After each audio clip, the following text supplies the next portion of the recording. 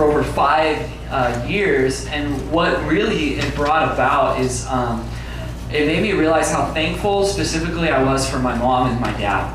Because my mom and dad were godly people, and one of the things that's interesting is over the period of having the 4 romantic relationships that I had from 8th grade on, they took an approach different to each one because based upon what I was doing.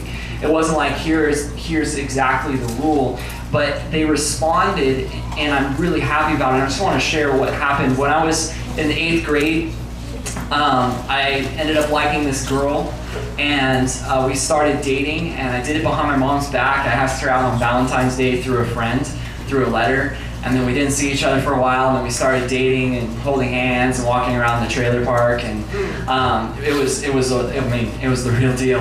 And I thought, man, this is definitely the one, and I'm gonna get married to her, and I thought it was gonna be awesome. And the thing was that she wasn't a Christian, and as much as there was an attraction there, we were not on the same page. My parents found out, and they said, look, you can't, and you're grounded to the day that you break up with her. And I was like, wow, okay. And so I said, yeah, I broke up with her, and I did that about 5 times until they caught on, and I was grounded for about 4 months. And I was so upset at the end of it that I ended up running away with my friend one night. I packed up my bags. I put on Christian music to when my brother was sleeping so that my parents wouldn't know. And my parents woke up, and I had a letter in my bed, but it fell under my bed, so my parents didn't know where I was when I woke up in the morning. Little did I know that the next morning was Mother's Day. That's how full of myself I was. And then my friend's dad found us later, and then I had made the choice to go back home. I still didn't repent for about 3 months until my girlfriend broke up with me. It was actually the Lord that ended that relationship, and now I look back and I would go, so thankful, because what if my parents would have let me stay in that relationship? If they wouldn't have held their ground, I might have ended up with an unbeliever, and I wouldn't be in the position I'm in today. And I wouldn't have the opportunities I have today. I think that relationship might have run its course anyway. When I was in the 10th grade, I met a girl, Megan, not my wife, that I also liked. And one of the things I had realized is the thing I needed to change is I needed to date somebody. I wanted to be with somebody who was a believer. But I realized that dating wasn't the model. So we were friends, but the title was friends, but we were really dating. And that relationship ended with her watching A Walk to Remember and realizing she wanted to marry someone like the guy in the movie, and had her sister call and break up with me. So that was a great experience. And from there I thought, you know what, I'm not going to do it anymore. I want to know whoever I go out with really likes me. And so I started making this rule called the 3 months rule. And I tell girls who were interested in me, because there was hundreds. And so when they filled out the application, there was the 3-month rule. No, I'm just kidding. So this is my 11th, 12th grade year. I would tell them, I'd say, hey, look, I want to get to know you, but I'm not going to make this even official or even say where we're at until 3 months, because I want to know where you're at. And there's this girl, her name was Avelia, and we ended up liking each other, but we wouldn't go on any dates. We were just kind of friends, talk, and it was a true friendship, and I think that was really cool. Well, at 3 months, I'm getting ready to make this official to start pursuing her romantically. She's like, oh, my boy, this guy that I've liked forever just broke up with her, with his girlfriend, and they ended up, and so this happened like 2 or 3 times, where this would happen, and then it was like I was done, and then I ended up getting a job at Coldstone, and I met Megan, and we were friends, and I asked her, I said, are you in a relationship? And she said, no, I'm not, but I was in a long-term relationship that was off and on again. I said, what was the guy's name? Mike Nunez. It was the guy. So Megan would break up with her boyfriend that I didn't know at any way, and then the girl that I liked would then pursue her ex-boyfriend, and then so it was this weird thing. So that's part of my story with Megan.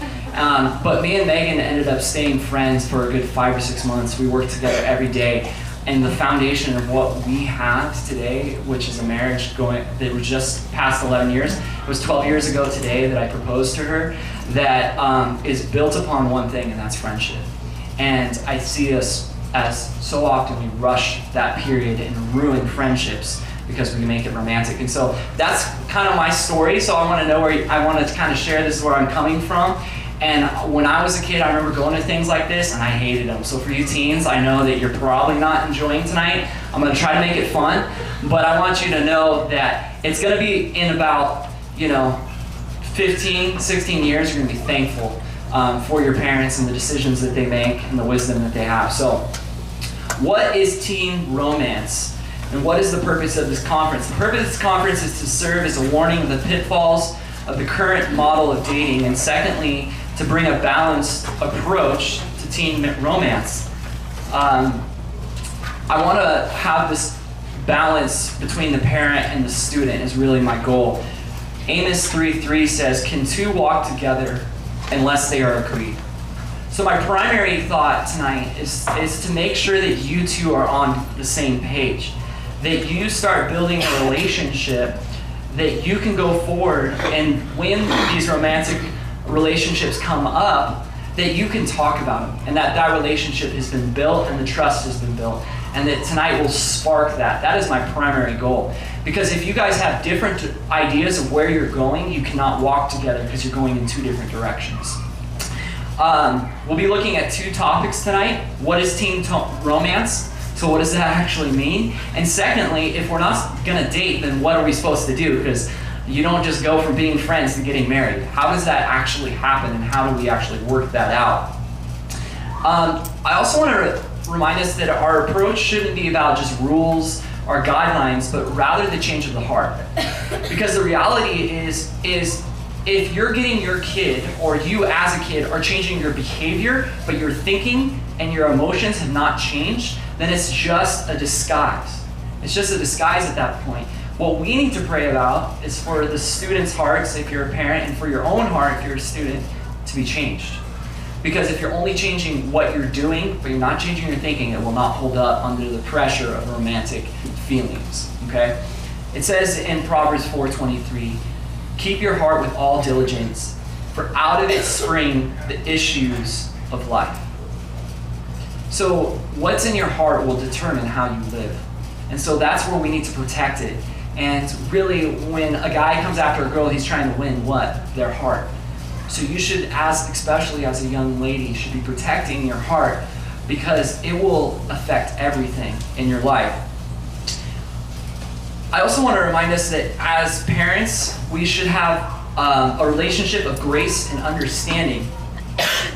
When someone is shown grace and understanding, they will reciprocate those actions. If you come at your kid and just say, "Well, because I'm your mom, that's why you can't date," or "because I'm your dad and I say no," they're not going to listen to that. You have to have a relationship of grace, of admitting when you're wrong, or meeting them where they're at, because that's what makes us all respond, right? Well, we don't respond to law, we respond to God's goodness. Romans 2:4 says, "Or do you despise the riches of his goodness, forbearance, and long-suffering, not knowing the goodness of God leads you to repentance?" In the New Living Translation, Romans 2:1-4 says, "You may think you can condemn such people, but you are just as bad and have no excuse. When you say they are wicked and should be punished, you are condemning yourself, for you who judge others do these very same things. And we know that God in his justice will punish anyone who does such things. Since you judge others for doing these things, why do you think you can avoid God's judgment when you do the same things? Don't you see how wonderfully kind, tolerant, and patient God is with you? Does this mean nothing to you? Can't you see that his kindness is intended to turn you from your sin?" We need to allow the goodness of God to change our hearts and our thinking. And it's the goodness of parents that change the students' thinking too, of love and grace also. Another thing that I don't know if you picked up in verse 1, it talks about, "You may think you can condemn such people, student, but you are just as bad." I just want to bring that up because I think it's important as we're coming to our kids. Is I think about the future conversations, and even some of the conversations I've had with Addie already. I'm going to have to realize that I didn't do the thing that I'm expecting them to do, right? that I didn't have the right relationship. There's things that I wish I would have done different in my relationship with Megan. Difference of not having those relationships before my wife. And so in recognizing that, I think there's a lot of power in mentioning that to your kids and being transparent with them as the Lord leads and saying, hey, look, these are relationships I've had that I regretted, and this is why. And I see you doing the same thing I was doing, and show them the grace to sometimes where they're going to have to make their own mistakes sometimes as the Lord leads you. But on the other hand, just realizing where you came from too. I think it's really important to have that transparency, because that will really, I think, bond you together. The second thing I want us to remember is that the reason that we do what we do is because of our relationship with the Lord. And I was thinking about the book of Ephesians really speaks to this. And it talks about who God is, and it talks about that He has blessed us with every spiritual blessing in the heavenly places. And it just continues on to talk about how good God is. And it gets to chapter 4 and it turns on a dime there and talks about, now here's your responsibility. Now walk worthy of the calling with which you've been called. And so as Christians, both as student and parents, the reason that we want to live right and upright is because of our relationship with God. Ephesians chapter 4, verse 32, actually, it says, forgiving one another even as God in Christ forgave you. So why do we forgive people? Because of how good God has been to us. Ephesians 5, 1 through 2 says, therefore be imitators of God as dear children, and walk in love. Ephesians 5, 15 through 16, see that you walk circumspectly. It means looking around, not as fools but as wise, redeeming the time because the days are evil. And then we continue on, and it gives us that admonition to husbands to love your wives just as Christ also loved the church and gave himself for her. This is a great mystery, but I speak concerning the church, Christ and the church. Nevertheless, let each one of you in particular so love his wife as himself, and let the wife see that she respects her husband. The foundation of our love for our spouse, for our children, is grounded in one thing, and that's our love for Christ. And when we realize how much God has done for us, we respond to that. It talks about it in 1 John chapter 5, that the commandments of the Lord are not burdensome. That when we love him, it's easy to do the things that he asks us to do. And so the hard things that I'm going to be bringing up, it's going to directly relate to your relationship to God. And I just want to speak to you students for a moment, because some of these things are going to be really challenging, and it speaks to the hardest thing to control, which is your emotions. And I just want to say, allow your love for the Lord to dominate your love for someone of the opposite sex. Just allow the Lord to work on you tonight, and just allow your love for God to be the number one thing that drives the change in your life. So, we're going to get a little interactive now at this time. So, the way I want to get on the same page here is do this. First of all, I want teens, I want you guys to tell your parents what you would define as an average dating experience. And then after that, I want the parents to say how they define a dating experience. So go ahead and take a minute to share it, and I just want to see what you guys come up with. So go ahead and share first. Teens can share theirs, and then the parents will share theirs, okay?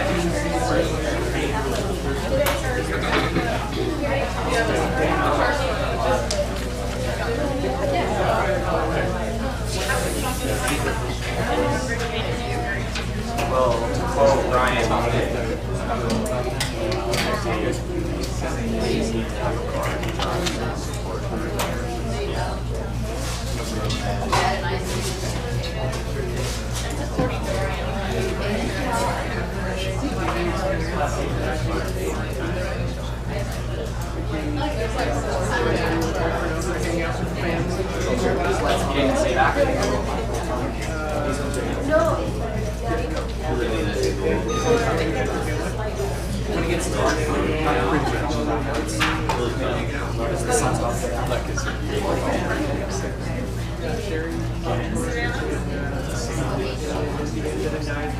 I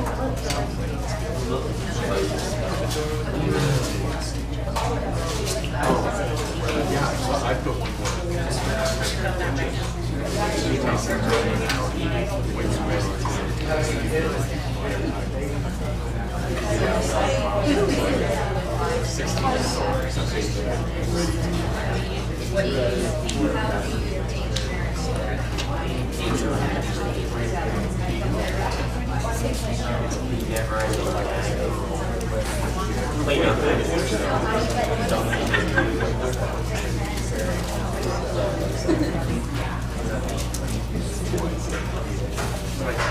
Living with really strict games because that's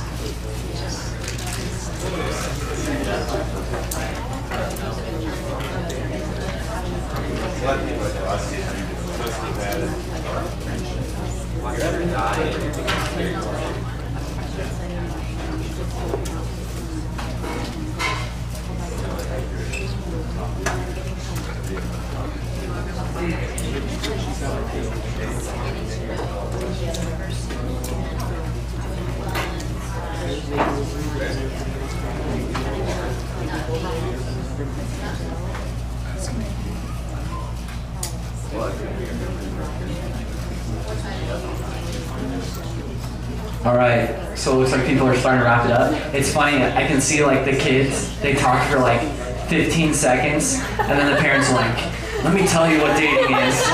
Here's my opportunity. That's good. That's good. Say okay. All right, so maybe you guys are having this conversation and you're thinking, there's no way. I just heard what they define as dating, and I just don't, I'm not going to let them outside the house. Well, I just want to encourage you, if you guys have not got a purity ring yet for your child, I found a great one for you. Since we're going to separate colleges and we're not ready to be engaged, I wanted to ask if you'd be engaged to engage in purity with me. I'd be honored to be engaged in purity with you. And while we're apart, these purity rings will be a semi-binding reminder of our limited commitment to each other. That's confusing, but cute, but also really dumb. When temptation hits, what are those rings going to do? They're a symbol of our... This is a symbol, honey. Those are finger decoration. Wait! What you need is an ironclad chastity safeguard, what we like to call the Purity Ring 3000. Symbols and promises are great if you're a cartoon monkey living in a coloring book in the 1600s. But today, in the real world, what you need is something with a little more oomph. The Purity Ring 3000 isn't just a ring. It's a fully automated personal chastity defense system. It comes embedded with a GPS tracker that lets someone keep tabs on you at all times. She's on the move. It's 9 a.m. She's probably on the way to class. No time. Go, go, go, go, go, go, go. It is also preloaded with abstinence, proprietary scientifically formulated scent that is automatically emitted as soon as pheromones of the opposite sex are detected in the air. Oh, it's not me. It's the purity ring. Don't care about that. When the ring detects an increase in heart rate due to an inappropriate desire, it triggers an ear-piercing alarm and blinding strobe light.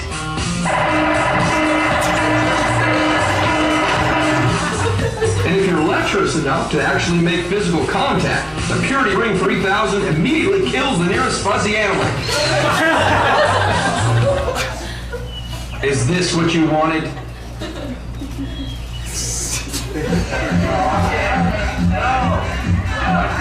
And if things really get bad, the Purity Ring 3000 kicks into full chastity lockdown mode, projecting a pre-recorded image of your mother staring at you in disappointment. Try compromising your virtue with dear old mom looking back at you. Didn't think so. Why leave your honor and integrity to chance? God. Don't trust your virtue to a silly old-fashioned piece of scrap metal. And trust it, the Purity Ring 3000. Promises are nice, boundaries are great. But if you really want to remain virtuous, you need a ring that shoots lasers. The Purity Ring 3000. Not meant as a replacement to actual self-control, boundaries, and good decision-making. There's a sign-up sheet right here for that. It's $3,000. You're like, wow, I didn't know this was a sales pitch that I was going to tonight. Just kidding. I just want to share that video kind of just to break up because tonight can be kind of serious. But getting back to us getting on the same page, anyone find that you were finding things that you were not on the same page on about dating? Anybody? Okay, all right. Yeah, so okay, yeah. So maybe a little difference there in what your definition of dating might be. Here's the thing. A common problem I see with dating is that it cannot be objectively defined. Therefore, it cannot be condoned or dismissed because you don't know what you're condoning or dismissing. Does that make sense? And I've also seen teenagers take advantage of conflict of terms, meaning their parents have a different idea of what dating is than what they have an idea of dating is. So the parents say, yeah, you can date, because they have a totally different concept of what that actually means.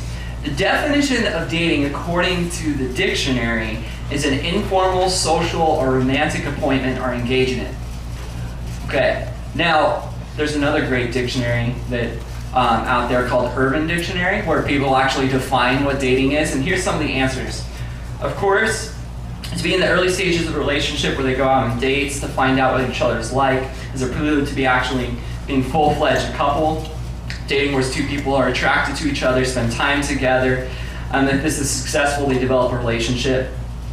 And so that is kind of another idea of dating, but dating is also relative to each couple. If we all talked about our dating experiences and how we dated as parents, we would all say that we all have different experiences of what those dates or what that dating relationship looked like. Here's some of my definitions of dating. Sometimes it means you go out on a date to actually get to know someone better.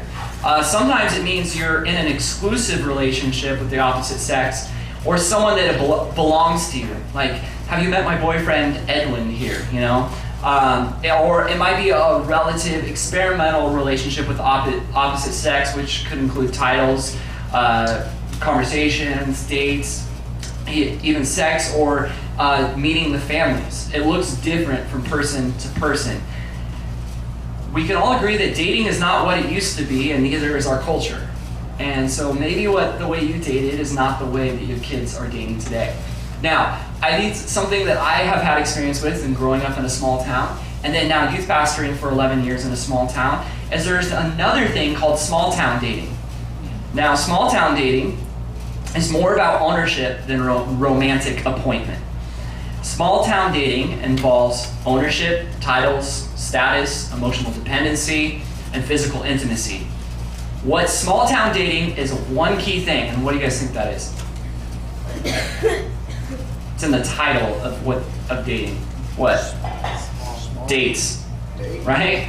There is no dates that I have ever seen take place with kids that date in our town, right? When I see the kids in the youth group over the past 11 years, they don't go on dates.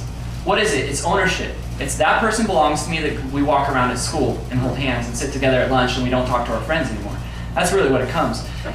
Dating in itself is not really a bad thing, to go out on a date with somebody and to enjoy each other's company, but this idea of owning someone, that can become really toxic really quick. And so tonight we're going to talk about the 7 habits of highly defective dating. So if you have your pens, you can fill them out as we go. Number 1, dating tends to skip the friendship stage of a relationship.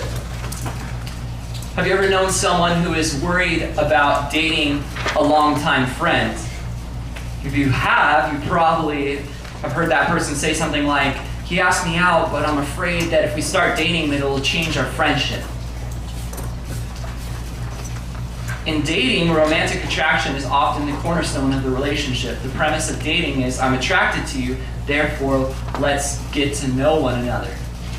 But in a friendship, the premise is we're interested in the same thing, so let's enjoy those common interests together. So friendship is parallel, right? Dating is head on. So you can be in a friendship with somebody where you are growing in common interests, and that brings you together naturally. That's what I love about friendship. I think about the stage of friendship with my wife and just how close we got. And I was like, man, this person's becoming my best friend. We have the same interests, the same likes. And I didn't have to pretend not to like something because we weren't dating. Because we were friends, I'm like, as dumb. You know what I mean? So she really got to know me. I got to know her. We got to really have a friendship first, and we didn't belong to each other. What happens is you kind of stop getting to know one another when it's dating, because now it's just about getting to know each other romantically, but not as people. And so the friendship stage is really important. Intimacy without commitment is defrauding, and intimacy without friendship is superficial. A relationship based solely on physical attraction and romantic feelings will only last as long as those feelings last. Number 2, dating often mistakes a physical relationship for love. Here's an example. Dave and Heidi didn't mean to make out on their first date. Really, Dave doesn't have one thing on his mind, and Heidi isn't that kind of girl. It just happened.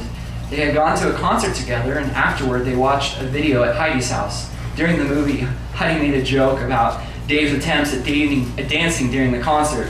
He started tickling her.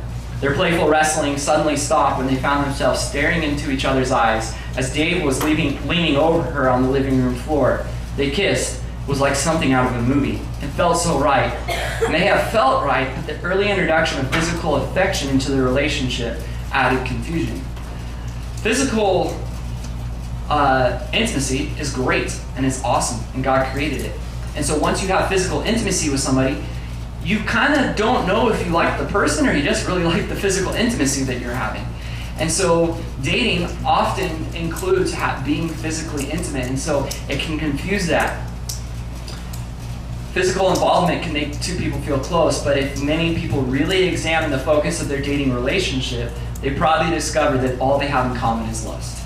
So that's a common occurrence of defective dating.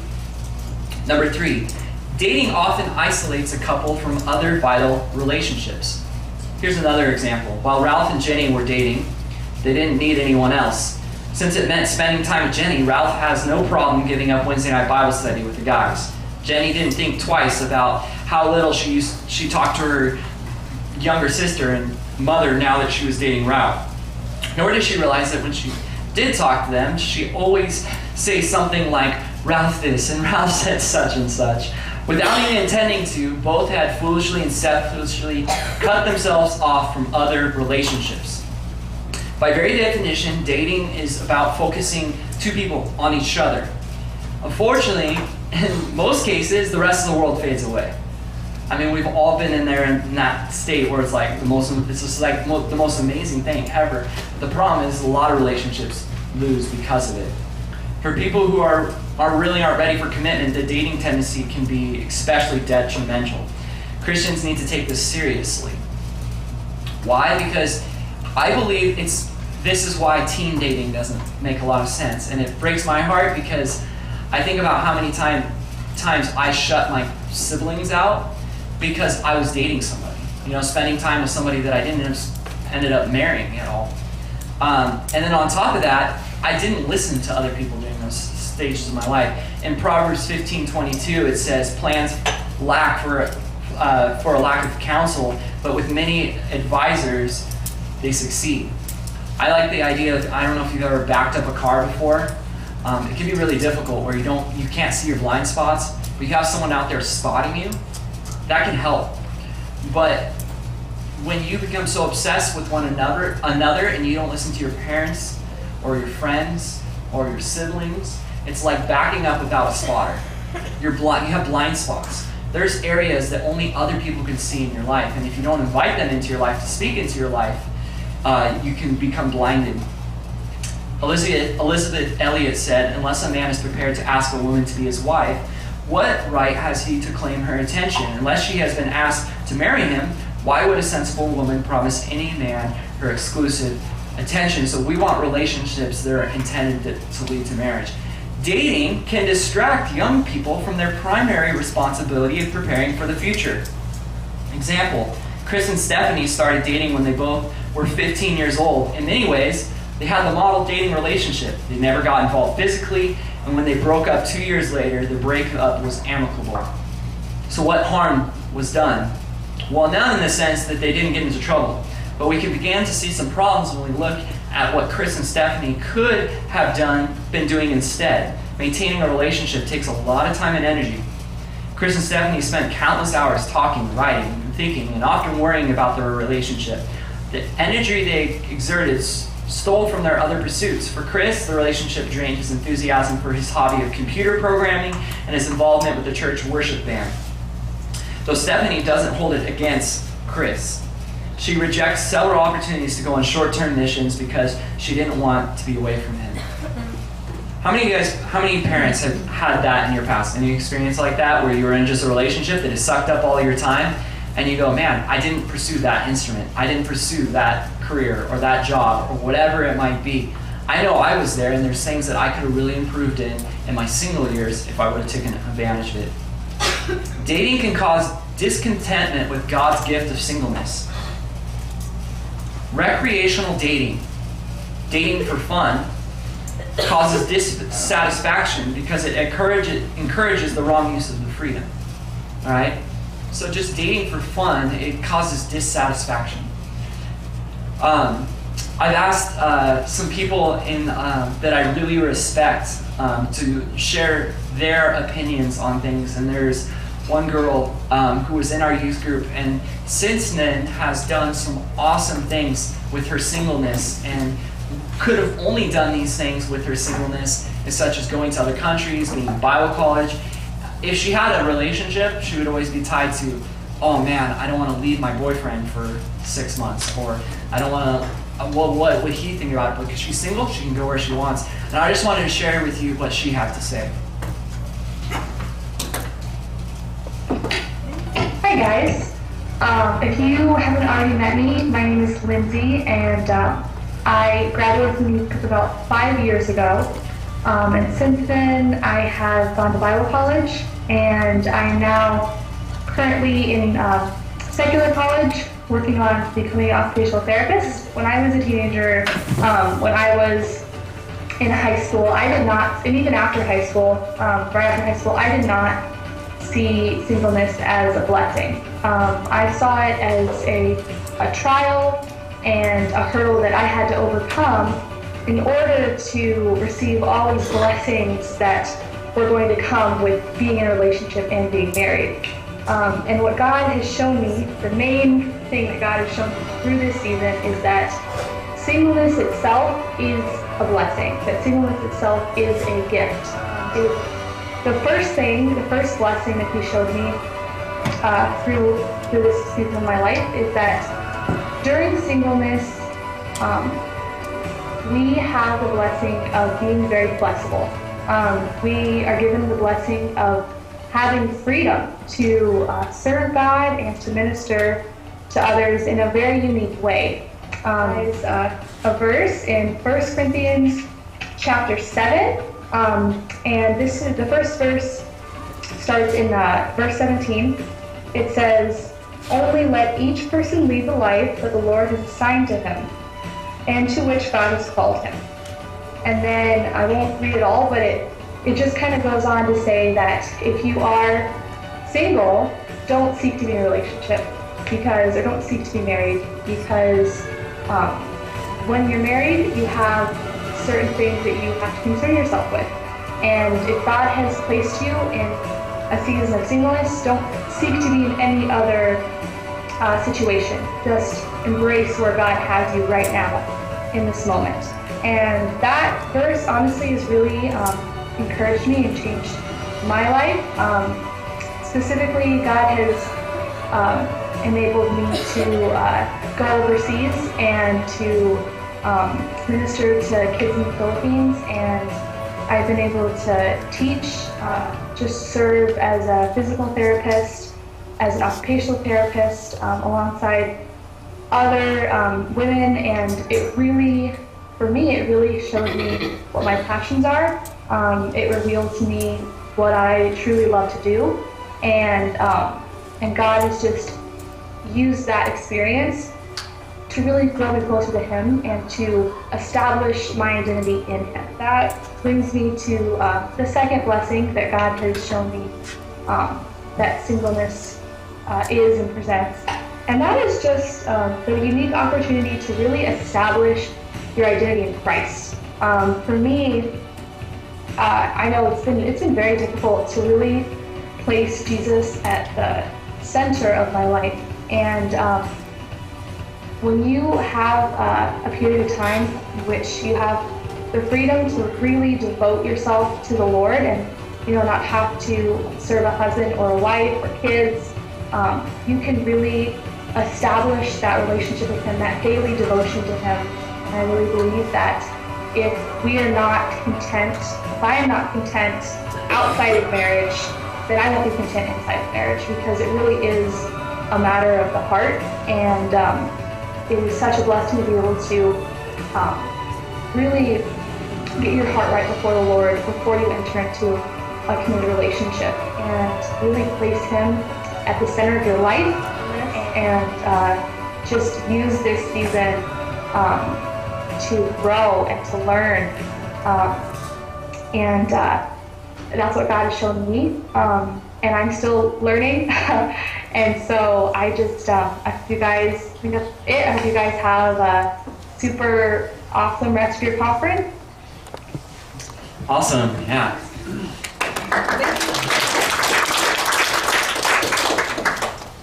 Yeah, I really appreciate Lindsay sharing that, because singleness it is a gift.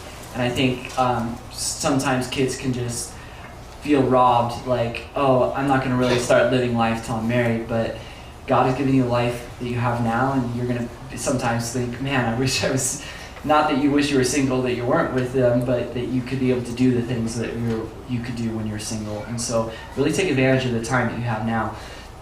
Number 6, dating can create an artificial environment for evaluating another person's character. To be owing the possibility of marriage, need to make sure they don't interact within only the fun, romantic setting of dating. The priority shouldn't be to get away from real life. They need a strong dose of objective reality, right? So in a dating relationship, I don't think it should just be romantic dates, There should be some, let's get to know your family.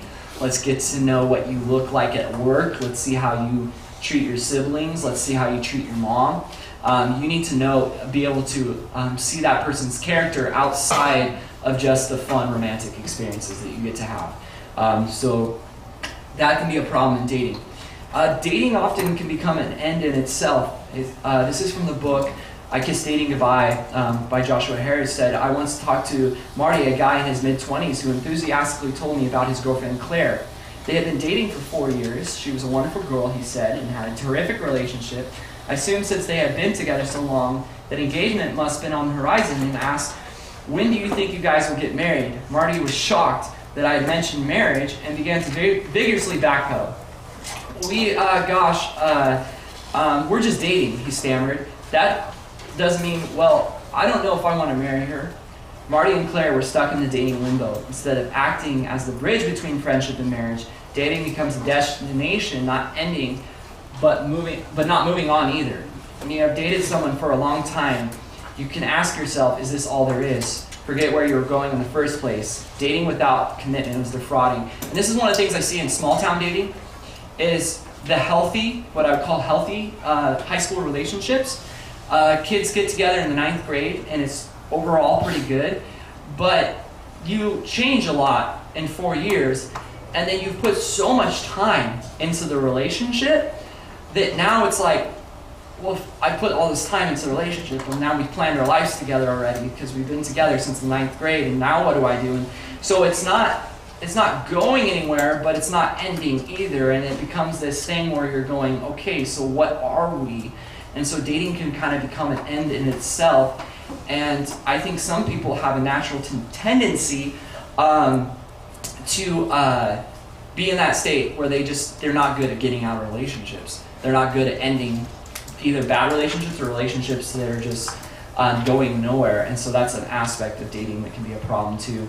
So I love this part. This is the thing that I feel like the Lord has shown me over 11 years. So the question is, when should a teen start dating? Okay. Now, I know many parents are like, never. Once they're 20, once they're no longer a teen, don't start dating. I got engaged at 18, got married at 19.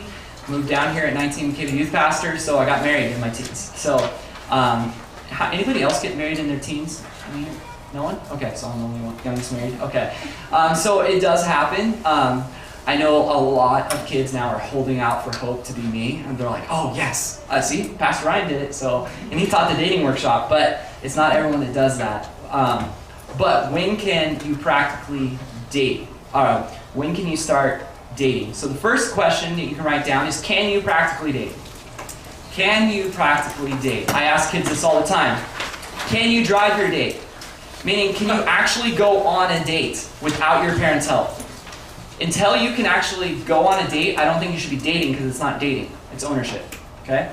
So until you can actually drive your date somewhere or take them on a date, then you're not old enough to date. If you cannot pay for your date and require your parents' money to pay for your date, then it's not you dating them, okay? A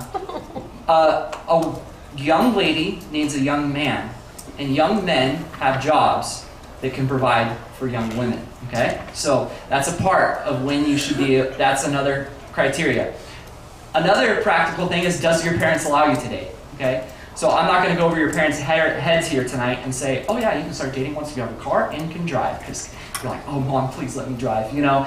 No, what is your parents' standard for dating? Because that is really important. The next question is, what is your responsibility level? That's number 2. What is your responsibility level? Courting, dating with the purpose of marriage, is something that young men and young women are called to. Do you consider yourself to be an adult? Do you consider yourself to be an adult? I say this jokingly to the kids in the youth group all the time, and then it's always funny to see the responses. But I'll say, if you're not responsible enough to clean your room, how are you responsible enough to hold someone else's heart in your hands? And then they're like, my room's so clean. And then their little sister or brother are like, no, it's not. And then your room's not clean either. And so then it's just fun to hear what happens. But that's not an actual practical question to ask. But, you know, what is your responsibility level? I mean, are you really responsible enough to hold someone's heart in your hands? Do you know who you are as a person? How can you ask for someone's affection when you don't know who you yourself are? I want you, parents, I'm going to put you on the spot really quick.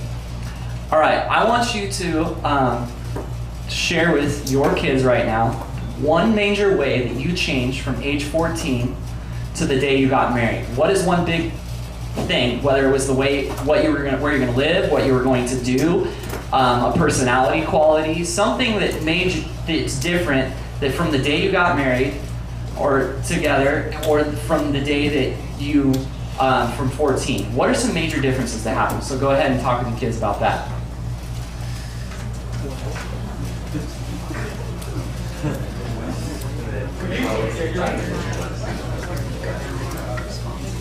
It was 13 years ago.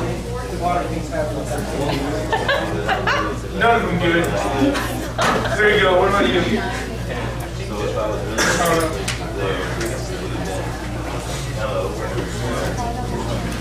I got saved. That's a major difference.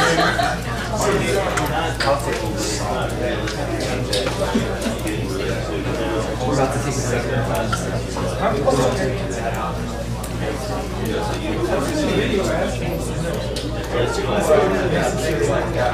Your wife likes to take her shot of her face.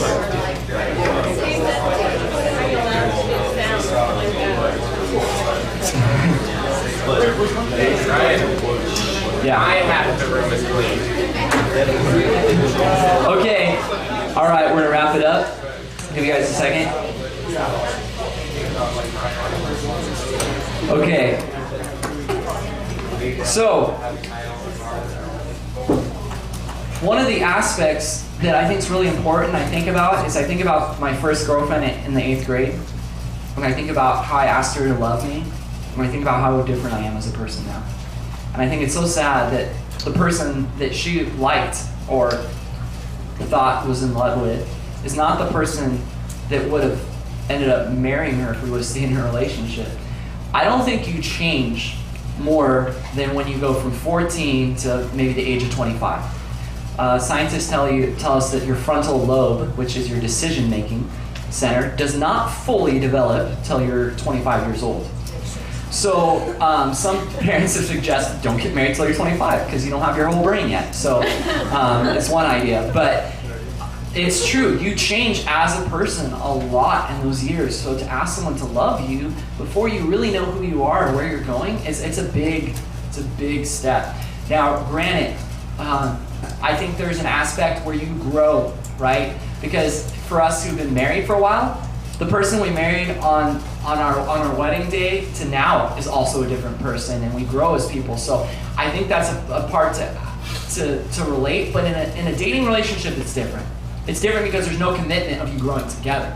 You can grow apart during those years too. And I've seen that happen. That's really sad. Where you see two people that really love each other in high school or even in college, but then one's called to be this and one's called to be that, and then they have to separate and go their different ways. And so I just think practically, maybe it's good to wait till you know what you're going to do with your life and who you are before you start dating. That's one of my opinions there. Next thing is, this is biblical. The other three are kind of subjective, but this one's biblical. Can you stay pure till your wedding day? The Bible tells us that anything that turns us on before marriage is lust and is considered a sin. 2 Timothy 2:22 says, flee youthful lust, but pursue righteousness, faith, love, peace with those who call on the Lord out of a pure heart. Okay, this thing's kind of confusing, but I'm going to try to put it together. In your packet, you have the dating time clock versus purity, abstinence. One of the things we can't control is when we'll become attracted to someone, right? I mean, you find somebody, and it's interesting because I know youth pastors who married a girl that they met in the 8th grade, right? Or I know one couple that he fell in love with his wife in the 3rd grade and remembers exactly what she was wearing and was attracted to her from that day and pursued her and married her, right? You can't help when you fall in love with someone or at least are attracted to somebody. I think it's unrealistic to put a standard on somebody and go, oh yeah, you just can't like anybody when you're in junior high or high school. You don't know when that's going to hit.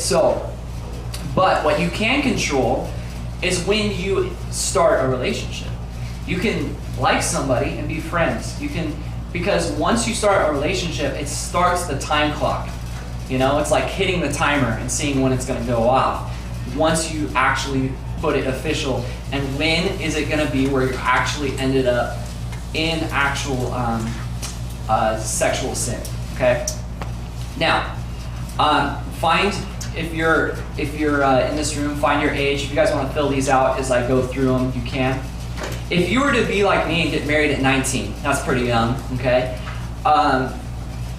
This is how it would lay it out. If you're in the 6th grade right now, you're 11 years old, you have 8 years to wait for marriage.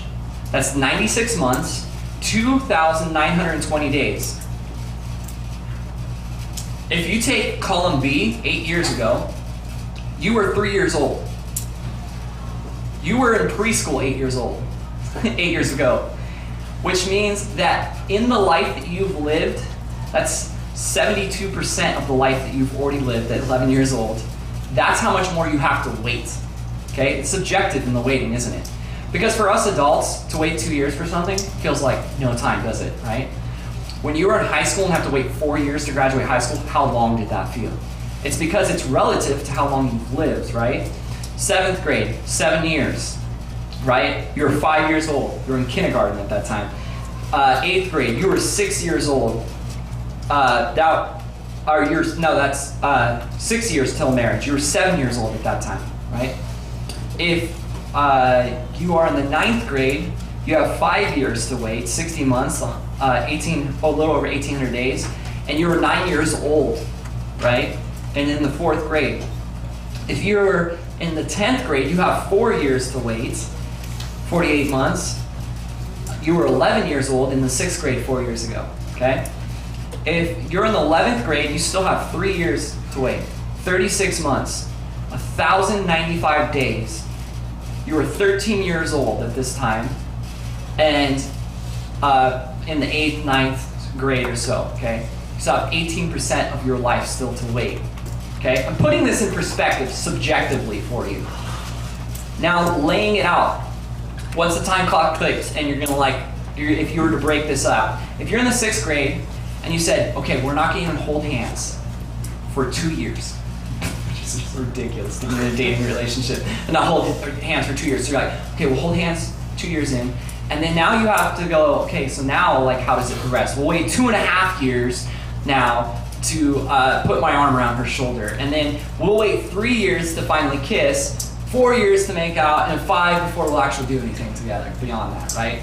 Now if you break it down to the 9th grade, and they say you wait 1 year to hold hands, and 1.5 years to put your arm around the shoulder, and 2 years to wait to kiss, or 3 years to make out, and 4 years to engage in anything else, right? Because you have 5 years in the 9th grade still to wait, even if you were to lay it out that way.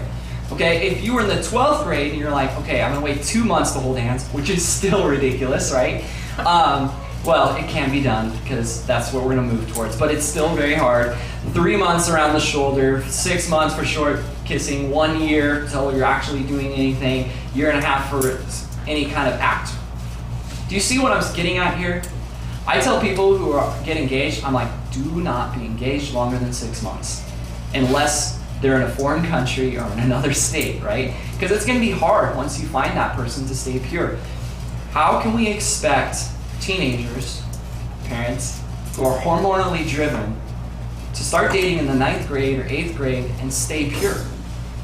I mean, I know that I wasn't very successful in that.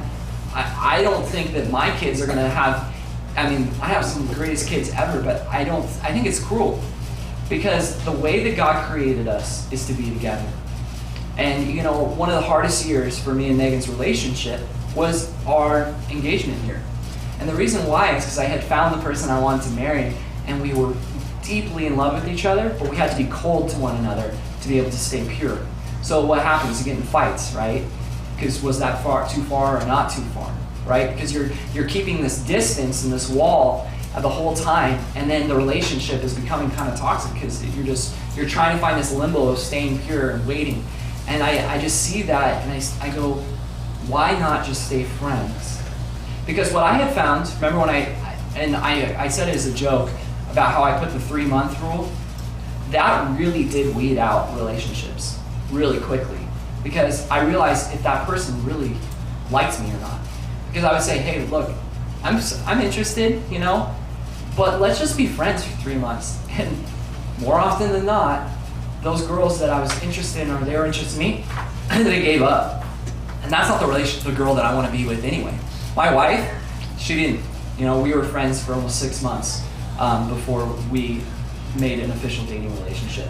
So, what is my general conclusion about dating? Dating is different from couple to couple. There can be saint daters and wretched courters. Dating should be thought about and talked about between parent and student. Dating affects every one of your relationships directly or indirectly. Therefore, others should be included. And you should be mature as a person before you date. And do you know who you are as an individual? So I hope this is starting to give you guys some things to think about. We're going to take let's see here. We're going to take, let's say a 10-minute break. So because they are in their kid's life and they're single, to be the ones that guide their kids to marriage even after the age of 18. And you're like, great, Ryan, you ruined my life. Not only can I not date in high school, now my mom's going to be involved until I get married. So, yes, but listen, I think it will be for the best, and I want to explain tonight in the second message what I think a model relationship looks like that leads to marriage, okay? Now, getting back to that verse, keep your heart with all diligence, for out of it springs the issues of life. When you're truly seeking the Lord, then the issue of dating falls in line with God's will. I don't know if you picked up what Lindsay said, but there's a couple other people who are going to be sharing tonight on video, and they all had the same experience. All 4 of us. I'm not sharing tonight on video, but where we all got to a point where God was the most important thing in our life, and then we found our spouse. Where it was like the Lord blessed us with our faithfulness to Him. When I had met Megan, I was at a point where I was so just in love with Jesus. I was like, I'm called to singleness. I'm going to go to Africa and I'm going to serve on the ministry. That's what I thought God called me to. And so when I met Megan, I was not looking at her as an instant spouse. Of course, I knew she was beautiful, she's gorgeous, but I didn't go, oh, immediately, like, I'm attracted, let's get in a relationship. And she was my friend, and I saw her through the eyes of Christ first. And so I seen the Lord reward that. And so that's what I want for you guys, is for you to seek Jesus first, and then let all these other things be added unto you, right? So here's some 5 attitude changes to help you avoid defective dating. Every relationship is an opportunity to model Christ's love. The world will know we follow Christ by the way we love others. For this reason, we must practice love as God defined it: sincere, servant-hearted, and selfless. Not the world's brand of selfishness and sensual based on what feels good. This is the kind of relationship that all of us wants, but here's the catch. It requires all of us to be that person first. So every relationship is an example to be able to model the love of Christ. You could be in a relationship with someone that you don't end up marrying, and it could model Christ's love in it. And you could walk away proud of that relationship that you have. There's a couple in our church who've been married for a long time, and I see them as an example, a great example of modeling God's love to our church, to their students. And I just have them share a little bit about their story, about how the Lord has shown them to model love to their family and to those around them. Hi. I'm Susie. Gene And we are the Simpson. Simpsons. Okay. We have been married this June 22nd, 43 years. It's a long time. Okay, we met. Doesn't seem like that long. No, it doesn't. We met kind of like twice. We met October 31st, Halloween, in 1972 or 4. No. 73. Yeah. I went by to pick up her roommate. She had just moved to Borrego, started teaching at the elementary school, and she had a roommate named Susie, and I took her out one night for Halloween, and she was cold, so we went back to pick up her jacket, and when I went back to pick up her jacket, Susie was there. And that's when I first met Susie. This was before I was saved. I wasn't born again at the time. 2 Susies, And, both brand new teachers. So we chatted for a few minutes, and then the next time we met was actually after I'd gotten saved. A couple months later. A couple months later, at the end of December, and we met at a kind of a revival type meeting at the Baptist church. I went up to give my testimony, and then I saw her there, second row, second seat. I'll never forget. Anyway, she was there and caught my eye, and then we started hanging out together. He held up his Bible. Well, here's Bible. He held up his Bible and said, "Oops, this is dynamite. This is dynamite." Anyway, thought, so I was just learning the this word, guy. and God had done a great work in my life. So, That's right. and anyway, so then we started dating, and I think 6 months later, we got married. Right. She was the right one for me, and I knew it. And my advice, and this Don't is, recommend that 6 month. That's no. My advice, God had his hand on us, and we stayed pure all the way through our relationship until we got married. And I think that's, as far as I'm concerned, that's the best way to do it. It's a good plan, it's a good idea. So what would you like to say? My advice is to wait. Really, really wait for the right person. Because if you're married to the wrong person, your marriage can be pretty miserable. Your life can be miserable. If you're married to the right person, it can be heavenly at times. It's not ever going to be perfect because we're imperfect people. And you put 2 imperfect people together, and there's issues that come up. But with the Lord's help, you work them out. You work through them. Wait on God to reveal the right person to you. Watch how they interact with their family, their mom, their dad, brothers, sisters. This is true. If you see a guy, if you're a girl, you see a guy treating his mom bad or his sister bad, you know what? Probably going to treat you bad too. So that's something you need to watch for, and it's important. Be prepared to communicate. It's one of the most important things in a marriage is that you communicate your wants, your needs, your wishes, things like that to each other in a respectful way. And also be prepared to compromise.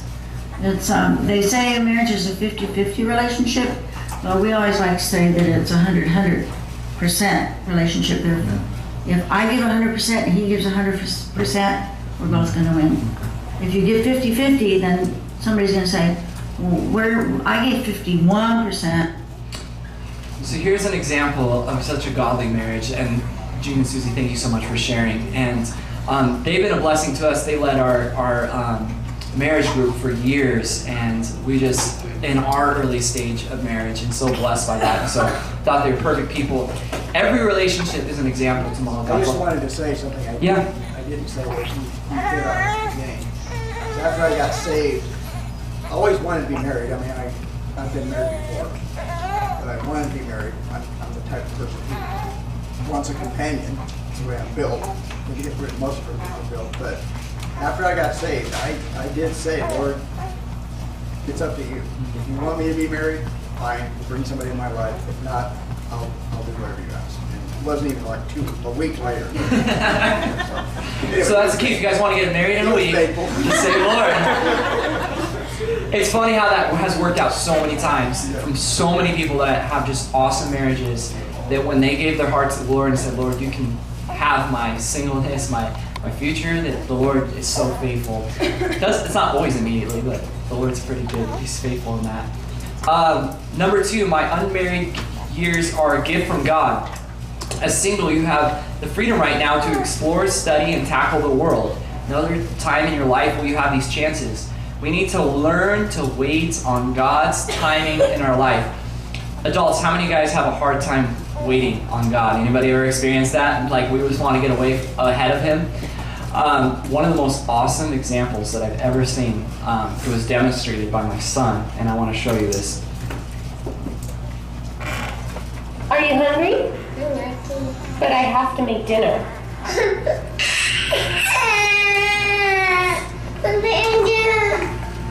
Are you hungry?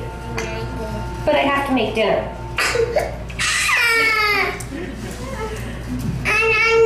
Do you realize? I understand you're hungry, but I have to make dinner. Oh, so here is a perfect example of waiting, right? And so many times that can be our relationship with the Lord. It's like, you're like, God, I want a relationship, but He's like, but I'm preparing this person for you. I'm preparing you. You're like, but no, I want a relationship right now, right? But I'm hungry, right? So we need to make the decision to wait for God's timing in our life, and it always be a reward.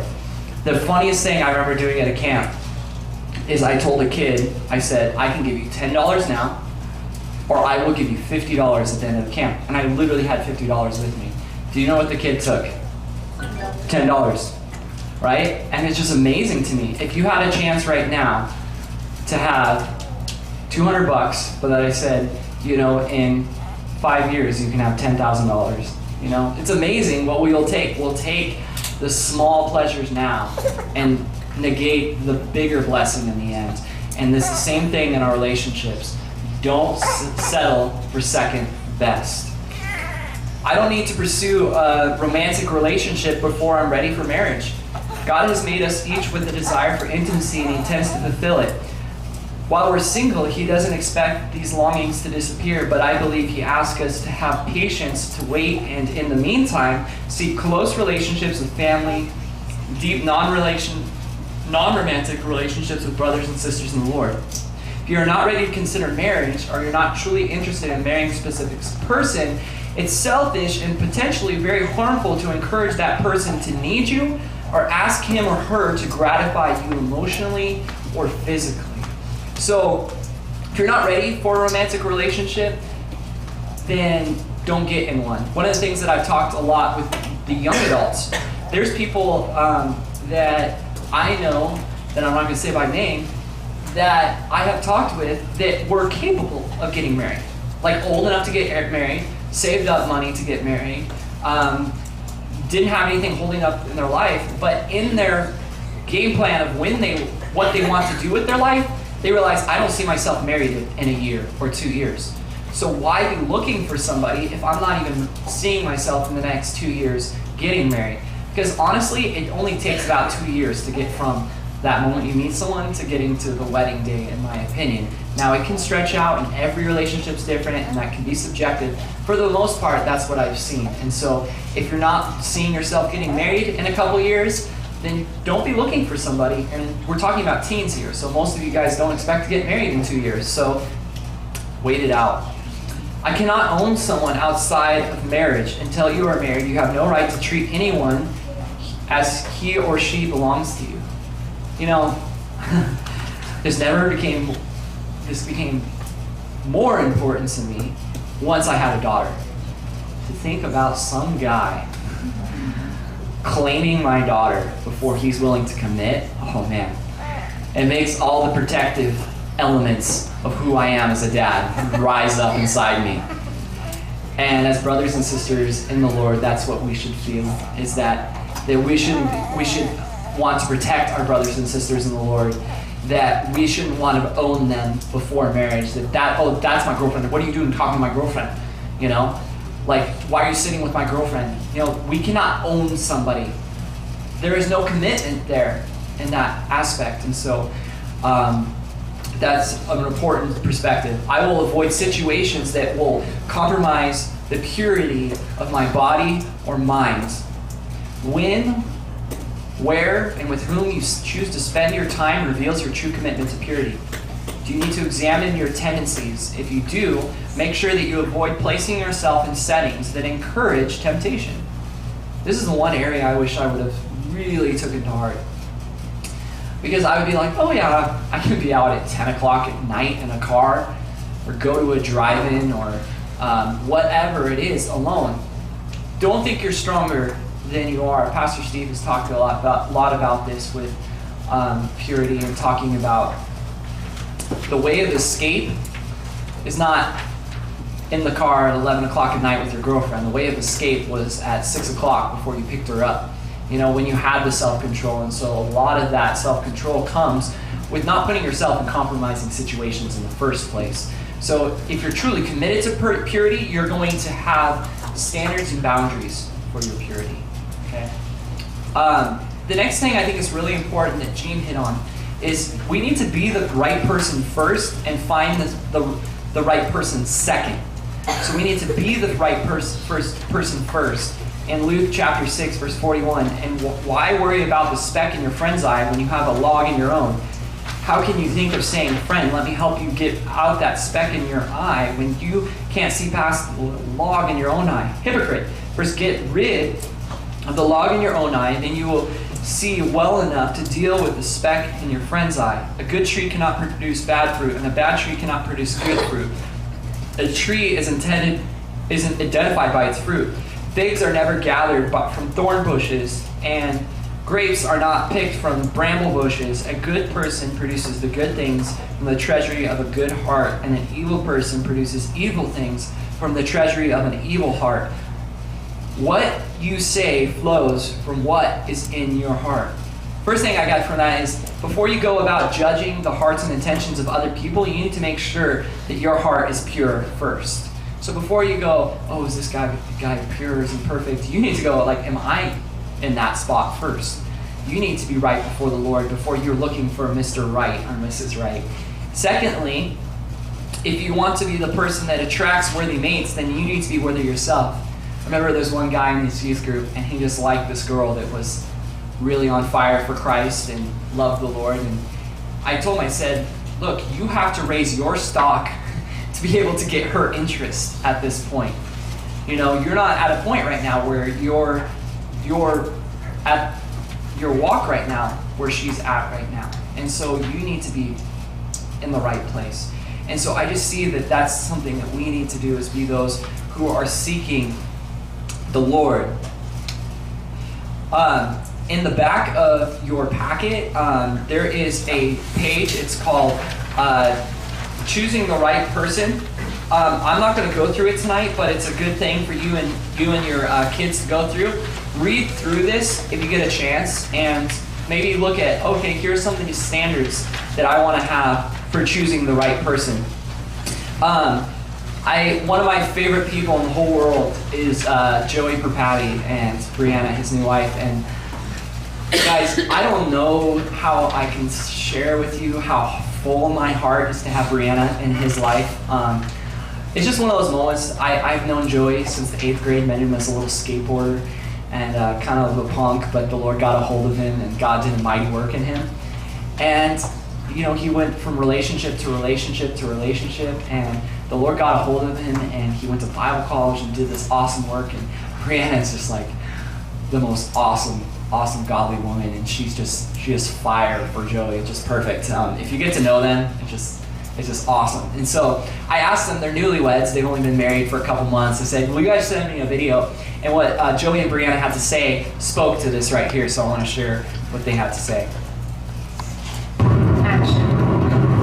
This is take one, Tuesday, May 16th, on our way to the airport. Because I forgot. Hello, Undisputed Youth. I'm Joey Perpati, this is my wife Brianna Perpati. I'm driving, I'm not ignoring you guys. We're here to answer these questions that Brian has given me. So I will answer the first question. How long have we been married? 9 months. We've been married for 9 months. Yeah, that part. How did we meet? We met at Bible college at a dorm steward retreat, my 3rd semester of Bible college, so 2014, fall 2014. And my first question is, what is my favorite part of being married? And I chose that because it is the easiest one to answer. My favorite part of being married is being able to go through life with your best friend and being able to kind of rely on someone and knowing that every day when you go home, your best friend's going to be there waiting for you. And it makes life a whole lot easier knowing that you don't got to do everything all by yourself and rely on your own stuff. So that is my favorite part about being married. Doing life together. Okay. And then my question is, how can a teen prepare themselves for healthy marriage? I think this is an important question, probably especially for girls, but for guys too. But you specifically want to be looking for someone that has good character, but it also starts with your character and developing good habits, creating a good character, following the Lord first and foremost, having a good relationship with your parents if you can. That's important too, because every part of you, an aspect of you, you're going to bring into a marriage. So the first thing is, just prepare your heart by having a good relationship with the Lord, having a good relationship with your family, with your friends, and ultimately that'll lead you to having a good relationship with your spouse. And definitely don't be looking for someone who's attractive and someone that you're physically attracted to, but be on the lookout of someone who has a good character and is known for having good qualities and just being a person that is known more for how they behave than how they look. That's going to stand the test of time. That physical attraction will fade eventually, but your love for their character will only grow stronger if you pick someone who loves the Lord first and foremost, and then they'll love you the right way. So I think that's my answer. Undisputed Youth. We're always here to talk to you. We don't know very many of you, but if you ever have any questions, Ryan has our phone numbers. Yes. And feel free to call us, text us whenever you need. We love you guys. Praying for you. Yes. So, the reason, the name of our youth group is Undespised Youth, by the way. And Joey was a fighter, and so I think he's thinking of like the gyms or something. I don't know what is going on, but they're just so awesome. They make me so happy.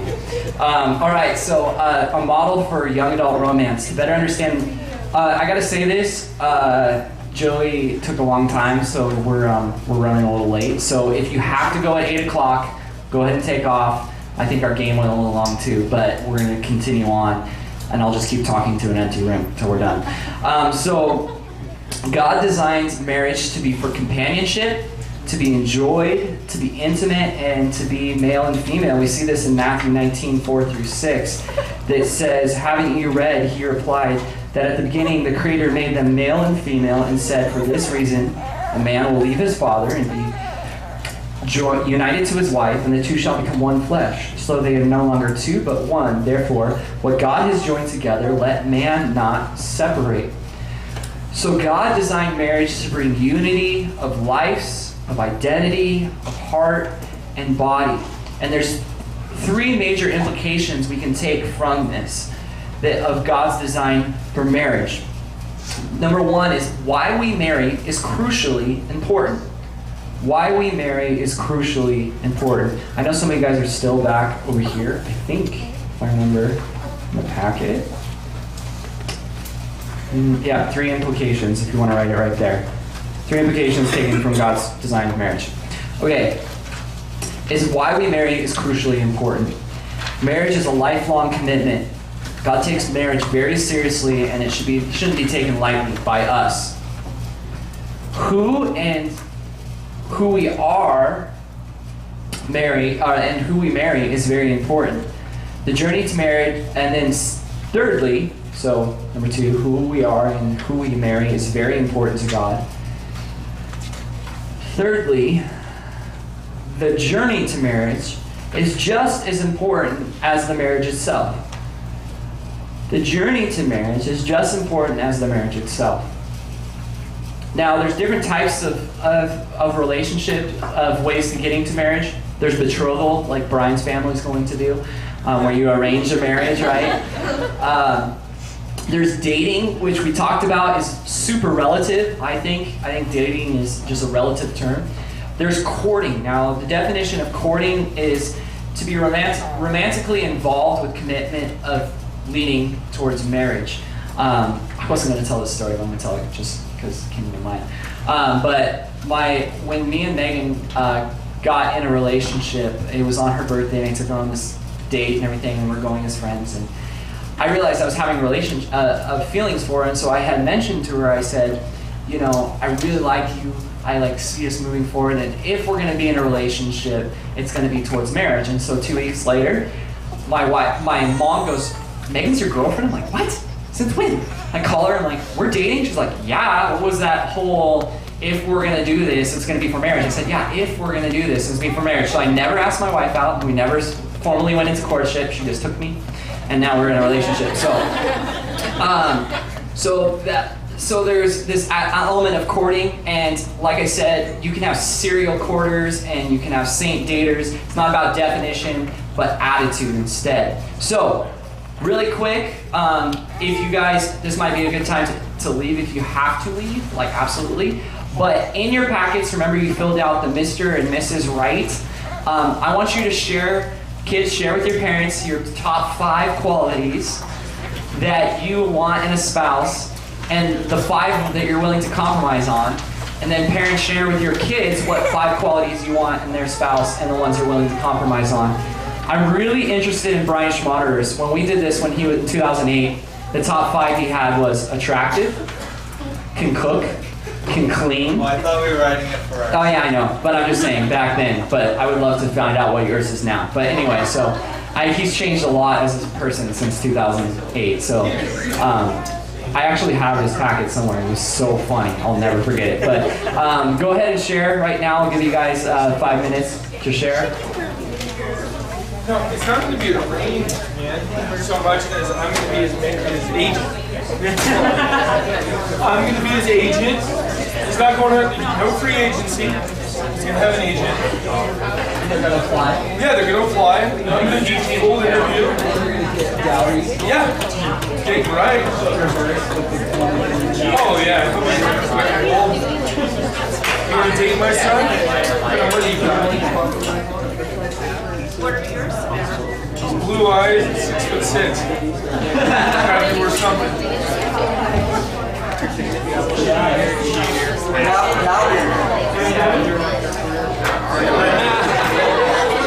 Dad, you have your own friend? Is it a girlfriend? You want a place to live? What do you mean? You better go to the roof there.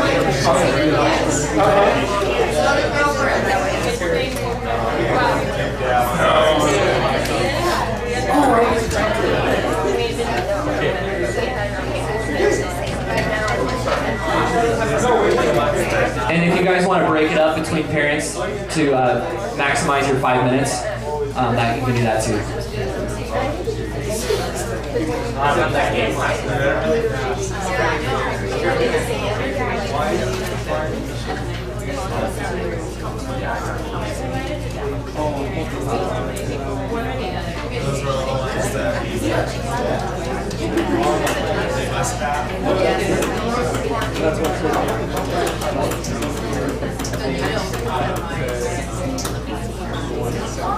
You got a minute and 30 seconds. 30, 29, 28, 27, 26,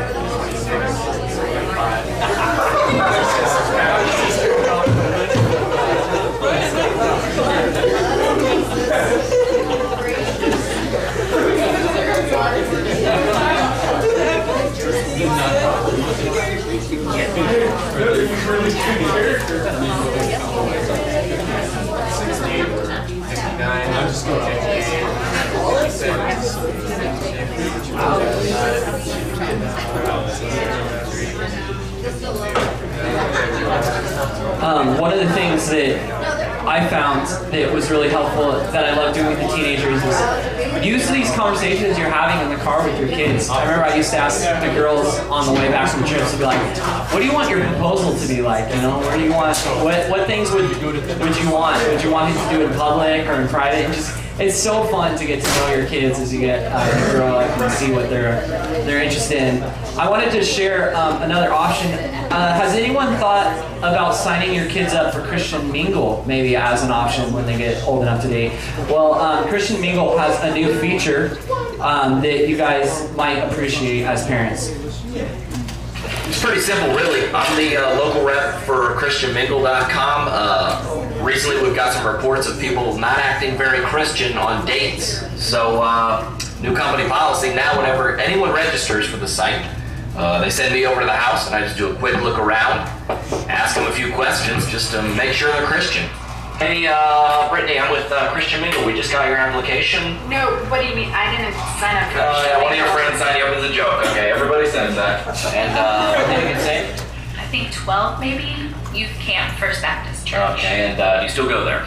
Yes, but it's not called First Baptist. Is that something more like trendy now? It's like Mosaic or Crosspoint or like Watermark? Thrive Church, actually. Yeah, you walk into the building, you're not sure if it's a church or a banana republic.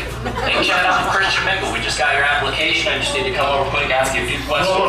Just take a look around the house, just make sure everything's good. Okay. Is this even legal? Pretty fast Wi-Fi you got here. You got a filter on this thing? I'm gonna give you a mainstream band. You give me the Christian equivalent. Justin Timberlake. Toby Mac. Katy Perry. Francesca Battistelli. Nickelback.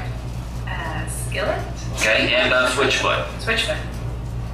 Just get a couple of dates of attendance for you here, just for background. Choir of the Fire, 98. True Love Waits, 2000. Promise Keepers, 04. Passion Conference, 2010. And Catalyst. Pre-registered last week. Anything information we need to know in here? Oh, what do we have here? That's gonna be a problem. While I was having a look around, I did find your phone. You took my phone? Yeah, just a couple things quick I want to go over with you. Looking at here, Tinder and Snapchat are on page 1. And your Bible app is on page 2 in a folder. And it needs to be on Google Plus. I mean, Christian or not, who's using Google Plus? In 2011, I noticed that you favorited a tweet with a swear word. Okay, mission trips?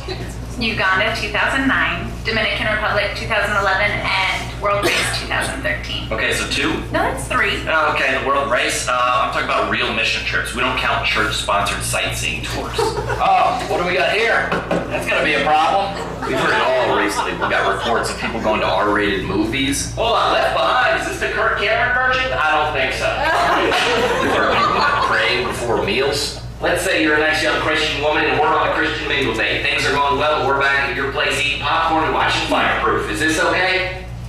Yeah. Okay, love the book collection. These candles are a little too Catholic-y for me. What about this? Sure. No! Ulta or Sephora? Sephora. Wrong, trick question. Christians shouldn't be that concerned with outward appearances. Are you serious? Walgreens is fine, Target, maybe. Spirit lead me where my trust is without borders. Love's like a hurricane, I am a tree. I can't feel my face when I'm with you. But I love you. You shouldn't love it. You shouldn't love that song. Is that safe for the whole family? I don't think so. I'm gonna be real honest with you, Brittany. I'm not seeing the fruit. I don't know what else I can tell you. I volunteer at a soup kitchen on Thanksgiving. I work in the church nursery every week. I got a Bible verse tattooed on my shoulder in Hebrew. Okay, Republican or Democrat? Republican. Global warming? No evidence. Stem cell research? Don't know what it is, but I'm against it. Guns? Love them. Obama? Hate him. Welcome to Christian Mingle. I hear what you're saying, and on paper, things look great, but I'm gonna be real honest with you. Yoga pants? Personally, I just don't see how someone could be a Christian and wear yoga pants. If there's anything I can do to prevent someone from a life of destruction, I feel like my work here is done. And I'm out of here. Don't even bother reapplying until you get rid of those yoga pants, get some Don Miller books added to that collection. You get a letter from a compassion child up on that fridge, okay? Send me that video. So if you're having some issues, that might be an option for you on picking your future spouse. So I want to talk a little bit about the approach. Not too hot, not too cold, just right. This is my experience. As parents, we need to be involved. And sometimes parents are too involved or not involved at all. We just like, okay, fine, you just do what you want. If you just want to go down that path, or like, okay, who'd you call? You know, and so we just got to find that balance as we make that approach. As I said, it's the parent's role. So number one, we need to teach our children the reasoning on our perspective on dating. We need to teach our children to make decisions, right? That's a whole part of being parents, is equipping them to make decisions on their own. We need to warn them of the dangerous direction they are heading in the relationship. Right? That's the parent's role, is to warn them of the dangers. If you don't warn them, then you're not doing your job. We need to objectively assess the character of your child and the prospective mate and be gracious in our assessment. No one knows kids better than the parents, really. I mean, as much as we say, well, you don't understand me, the reality is they do, better than anyone else. And so we need to invite our parents in to assess our character and the character of the person that we're interested in. This is a big one. We need to invite the prospective mate into our homes. We really do. They need to be a part of our family as we're ready for that step. We need to be gracious with the timing of a relationship. I don't know if anyone saw my video on Facebook with Addie in the interview, and I said, how old are you going to be when you get married? And she said, 22, and I said, isn't that a little young? And she goes, okay, 29, right? And the reality is I'd be so happy if my daughter, because she just loves love, got married to the right person, and in God's timing, even if that was 19, because I'm so blessed I got married young, and I love it. To be with my best friend at a younger age, that's awesome. But I want to make sure she's in the right place. And so to be gracious, because I know many of us, it's hard to imagine our kids, our babies leaving. And so to be gracious in the timing that the Lord allows that. We need to protect our family from negative influence. Dating really does bring an influence on your family, because the oldest child will set the tone for the next child, and it will continue on. And on top of that, we also have, when those kids are coming in, I don't know, I had an older brother and he had a girlfriend, and that person influenced me a lot during that time in my life. They became like family, like another sister in the family. And so when you're inviting someone, you need to realize that you're inviting that person to influence your younger children too. And so you need to protect your family if it's a bad influence from that. And then we need to hinder unhealthy dating, whether it be timing or character. That's what we can do. Because the reality is like I did in 8th grade, if kids want to date, they will date. And they'll do it behind your back. But you can do things to hinder it. And that's your role as parents. And it's not a job that we like to do. But this gets back to all the other points. Be gracious, be loving, be compassionate.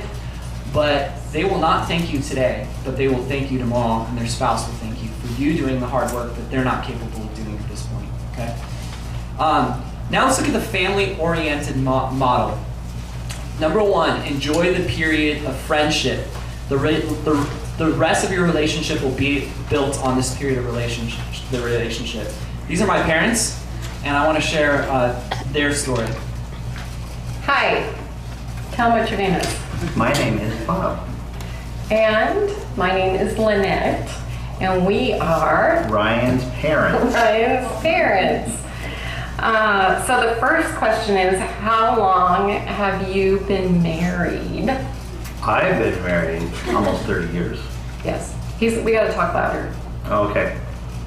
How long have you been married? Almost 30 years. Weird. I've been married almost 30 years too. It'll be 30 years in November 27th. So how did we meet? We met because I had gone to church and the worship leader up front was telling everybody, you know how they do that. Everybody turn around and say hi to somebody. And so this gal turned around and she got my story in about 30 seconds or less. And she found out that I was single and that I had a little boy. And so she said, oh, you need to meet the worship leader up there. He's the head of our singles fellowship. And she said, and there's this other gal whose name is Dee Dee, or you can contact her. So I had a choice between Dee Dee or the cute worship leader who happens to be this guy. And I picked him and I contacted him and I called him. And then what? And this lady called me on the phone and I thought it was an angel. And I was just so happy. And we talked for like an hour and it was so comfortable and so right. And I just thought to myself, oh my gosh, if she looks as good as she sounds, I want to meet her. So we met at church the next day and that was all. You weren't disappointed? Right after that, no, not at all. So you can pick one of these two questions. You can answer it. What is your most romantic memory, or what is your favorite part of being married? My most romantic, we went to San Simeon at the beach and stayed there for about a week, just the two of us. It was an anniversary, and that was very romantic. So I will say that my favorite part of being married to you is, or being married, is, I know this is going to sound hokey that people say this, but it really is being married to my best friend. I do feel like I can be myself and that he just really understands me like nobody else. And if I'm stressed out or I don't know what to do, I can call him on the phone and he stops and he prays with me. And I love having him around. I love that after 30 years, we still actually enjoy spending time together and going places together. All right, so you can answer one of these 4 questions. What's the key to finding a godly spouse? What advice would you have? Do you have routines about leading to marriage? Or what do you believe is your most successful aspect of your dating relationship to me? I think for me it was praying a lot and not looking. Yeah. When I quit looking for a spouse, when I quit looking for somebody, God brought somebody. And he spoke to me one day and said that your wife doesn't even live in California. And it was only a couple weeks later I met this woman that just moved here from Idaho. So when I quit looking, he brought her. Yep, that's true. How about you? I like this question. How can a teen prepare themselves for a healthy marriage? I think if I had to do it all over again, I would have really guarded my heart. I was definitely somebody who I felt like I always had to have a boyfriend, like that was part of my identity. I didn't want to be alone.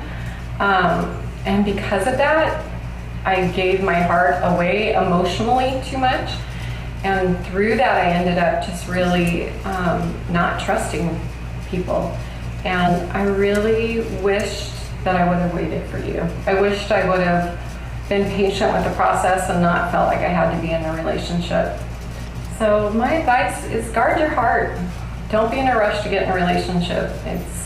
It's not worth the heartache if it's not the right person.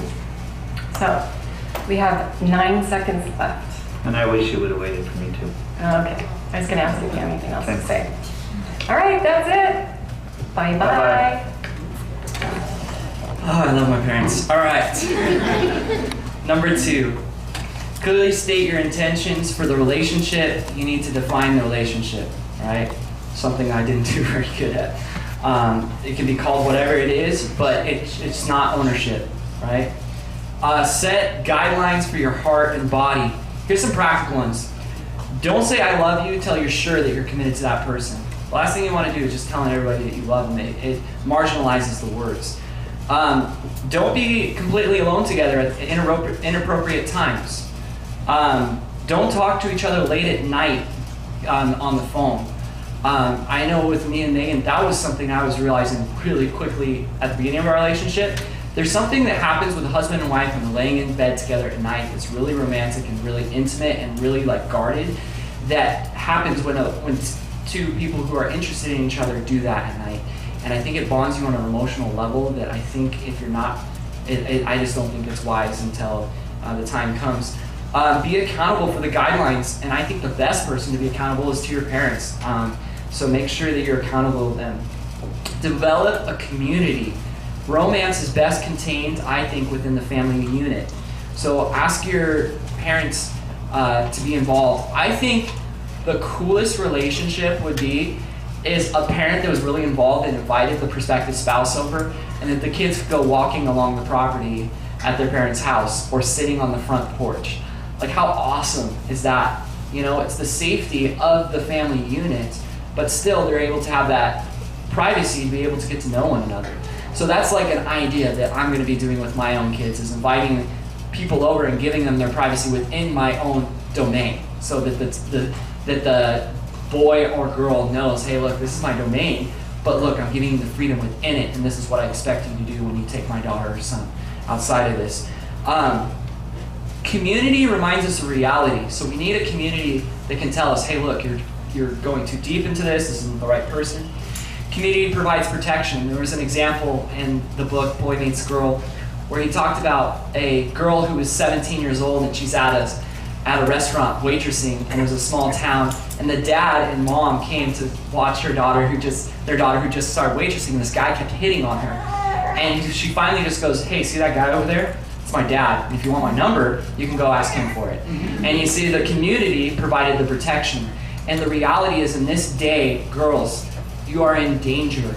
And if you are not developing a community to protect you, you need to think about that for a second. So community provides protection. Community provides accountability. Someone who can say, man, you should not be at that movie together alone. You should not be doing this. And someone that guides you. Community celebrates love. A courtship devoid of community is like a wedding without guests. Can you imagine that? Try to picture a ceremony where only the bride and groom are present. There's no bridesmaids or groomsmen.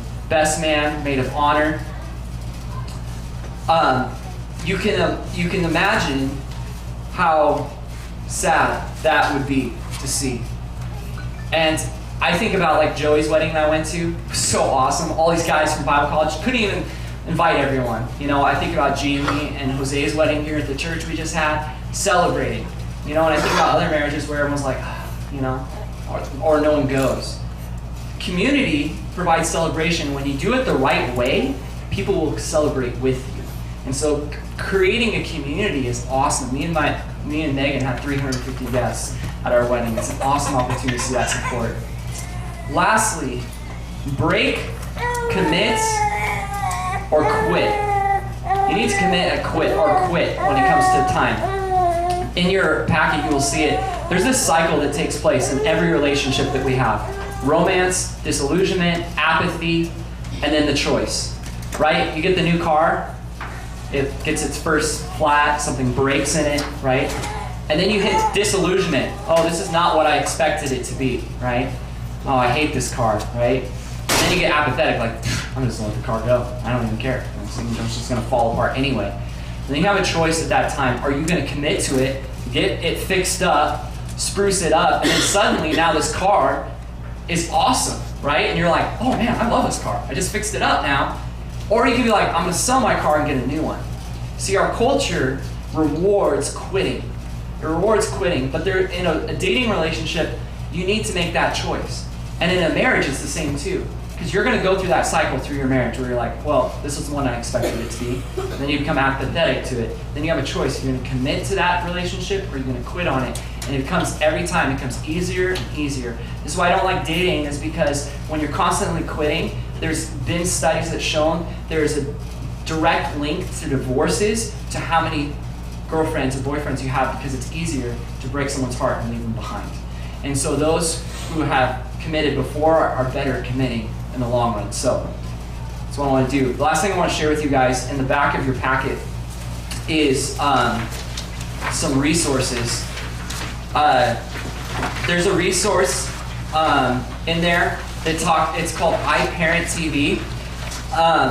This website is awesome because what it does is you go on there and you click social media and you want to know about Snapchat, right? Because all of us can't keep up on it, right? And you click Snapchat and it will tell you, these are the pitfalls of Snapchat, this is how it's been used.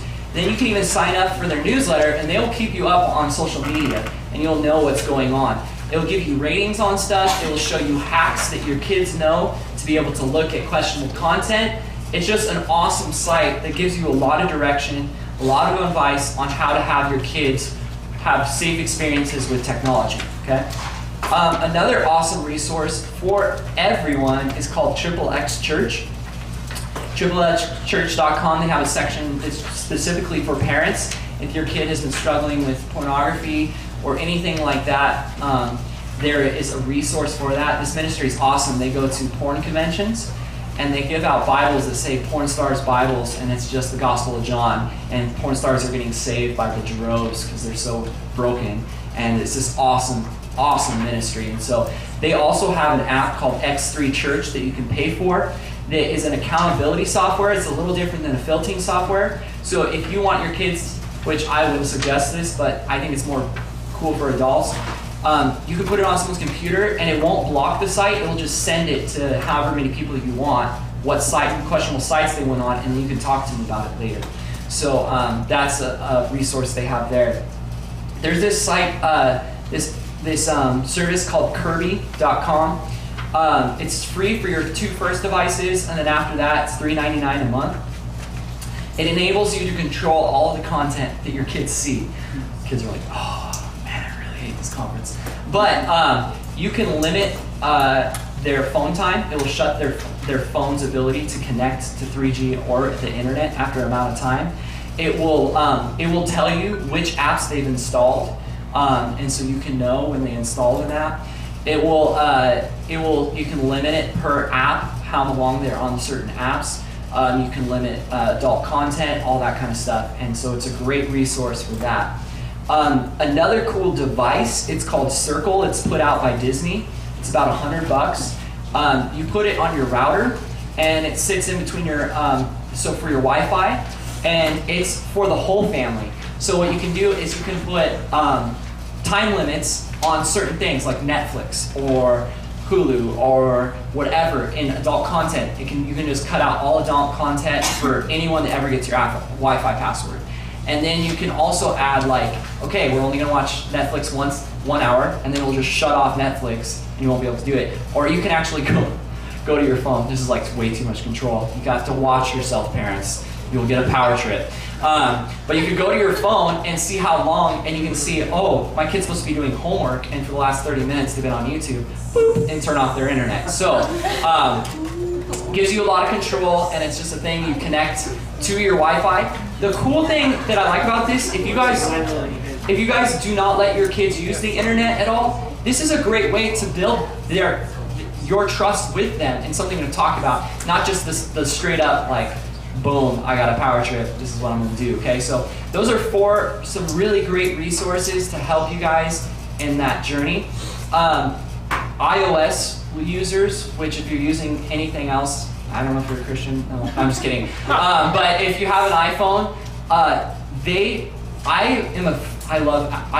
think Apple has questionable things as far as making money, but when it comes to safety, they guard privacy of the user. That's why I value that a lot. Secondly, they have parent controls where you can just go to restrictions. This is free. Go to general, go to restrictions, set a passcode, and you can set what kind of stuff they can download. If they can download apps, you can turn off Safari so they can't get to the internet. One cool feature you can do is just turn off adult content. And then the way that iOS has set it up, which is awesome, say they're in an app like Tumblr or Twitter, and they go to an account that is like a porn star account or something, and they click the link, it will open it. It won't open it up because in Safari is the portal to the internet, and it'll shut down all adult content on your phone. So iOS is an awesome feature there that's completely free also. So I encourage you to do that. Here's some 4 books that go along that line. There's a book called Every Young Man's Battle. Every Young Woman's Battle is dealing with the issue of purity. There's some, back in 2010, when I had the youth group, we went through a summer discipleship program, and I literally do not know who wrote these reports because I took the names off them, but there's book reports on the book I Kissed Dating Goodbye and their perspectives on it if you guys want to read it, and it's a good book. I would just caution you to, once again, prayerfully, because it can be a little legalistic, take the good, spit out the rest. Joshua Harris's book, Boy Meets Girl, that's another great book. And lastly, a really cool feature. How many of you guys know your love language? Anyone know 5 love languages? Anyone know your love language? Mine's words of affirmation, so after this, if you guys would tell me how great I did, that'd be great. And then for my wife, don't tell her how great it was, just show it. So anyway, so the idea is this with love languages is there's 5 major love languages, and so you might be communicating love in one way, but your spouse receives it in another way. And it's a really cool book for married couples, but they also do it for students. So you can be able to know how to better communicate love to your student. And there's a questionnaire in the application that will enable you guys to take that test and know what your child's love language is. And lastly, if you have not signed up for this, I encourage you to do it. For our events, you can sign up for any text reminders about what's going on in the youth group. I'm so sorry, because so many times I schedule it and then I change something on it, like Friday, where I said it's at my house, and then I change it again. But anyway, at least you'll know. So, and get 3 messages in a couple seconds. So, sign up for that, and at least you'll know what everything's going on. Any closing questions? No comments, just questions. No. Okay, go ahead. I just wanted to exhort you guys as parents that one thing that we learned from Marion and Steve years and years and years ago was to date your children. And I know it sounds a little bit weird and hokey maybe, but truly, a mother is the standard for her son, and a father is the standard for his daughter. And so they're looking to us and they're going, okay, well, this is the type of person maybe that I want to marry. And that's what they start with because you're their heroes. And if you continue to just love on them and like connecting to that 5 languages, getting to know them, spending personal time with them, teaching them, this is what a date looks like. This is what loving you looks like.